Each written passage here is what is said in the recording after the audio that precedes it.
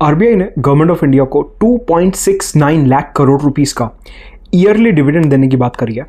उन्होंने बोला कि इस बार सरकार को, केंद्र सरकार को, सेंट्रल गवर्नमेंट को 2.69 लाख करोड़ रुपीस डिविडेंड के फॉर्म में दिए जाएंगे। आपको पता है कि सेंट्रल गवर्नमेंट जो है वो 100% ओनर है आरबीआई का, तो इसलिए आरबीआई को जितना भी प्रॉफिट होता है उसमें से वो एक हिस्सा सरकार को डिविडेंड के फॉर्म में देते हैं। क्वेश्चन उठता है कि आरबीआई को प्रॉफिट कहाँ से हो रहा है? वो तो एक सेंट्रल बैंक है, रेगुलेटरी बैंक है, तो उसको प्रॉफिट कहाँ से हो रहा है?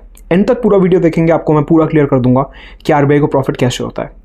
मेजरली आप आरबीआई की कमाई को 3 से 4 पिलर्स में डिवाइड कर सकते हैं। सबसे पहले आरबीआई अपने पोर्टफोलियो में कुछ गोल्ड, फॉरेन करेंसीज को होल्ड करता है।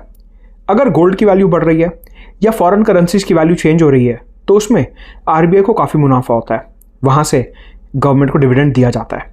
सेकेंड, जितने भी ये बैंक्स हैं, HDFC bank, ICICI bank, SBI etcetera, ये सबको अगर लोन चाहिए होता है तो ये आरबीआई के पास जाते हैं। आरबीआई उन बैंकों से जो इंटरेस्ट का पैसा चार्ज करता है लोन के ऊपर, वो भी आरबीआई का प्रॉफिट है। तीसरा होता है सीनियरेज। ये शब्द आपने किताबों में पढ़ा होगा, लेकिन मैं आपको सिंप्लीफाई करके एक्सप्लेन करता हूँ। सीनियरेज का मतलब होता है कि आरबीआई, आपको पता है कि हमारे देश में सिर्फ आरबीआई ही ऐसी संस्था है जो नोट छाप सकती है। 10 रुपए का नोट, 20 रुपए का नोट, 500 का नोट, 100 का नोट। अब छापने की कॉस्ट कोई बहुत ज़्यादा तो होती नहीं है। नोट छापने से आरबीआई को प्रॉफिट होता है। एक हाइपोथेटिकल एग्जांपल समझते हैं कैसे। मान लीजिए आरबीआई ने 500 रुपए का नोट छापा।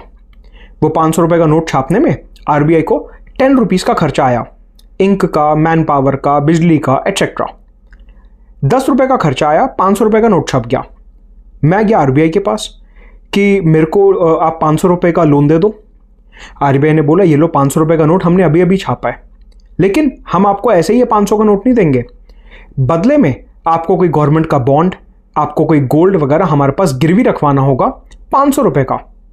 मतलब कि जितने रुपए का मैं लोन लेने गया, जितने रुपए का मैं नोट लेने गया, उतने रुपए की government security, gold etcetera RBI ने अपने पास गिरवी रखवा लिया। तो आप समझिए कि 10 रुपए इन्वेस्ट करके एक कागज प्रिंट करा, उसके ऊपर 500 की वैल्यू लिखी थी। 10 रुपए इन्वेस्ट करके मुझसे 500 रुपए की गवर्नमेंट सिक्योरिटी या 500 रुपए का सोना रखवा लिया, तो 490 रुपए का आरबीआई को नेट प्रॉफिट हो गया। ये कुछ ऐसे एरियाज हैं जहां से आरबीआई प्रॉफिट कमाता है और गवर्नमेंट को डिविडेंड के फॉर्म में पैसा ट्रांसफर करता है।